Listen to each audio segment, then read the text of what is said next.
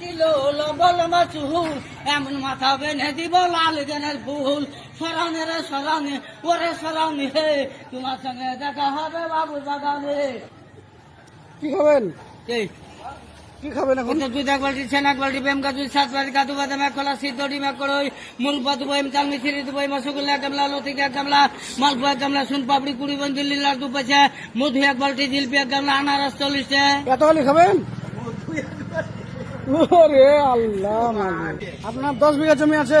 এখন আছে ভাত বিলে আছে 10 কাঠা খেড়েমান 9 কাঠা পলন্দে 1 বিঘা চনদিকে 1 বিঘা বাউড়া 1 বিঘা লাইয়াঘাট 1 বিঘা কাটা ড্যাং 1.5 বিঘা হুইকারাট 1 বিঘা মাছ পড়ে 9 কাঠা আনিতলে 9 কাঠা তারপরে এখানে এতে ভাব দিতে 1 বিঘা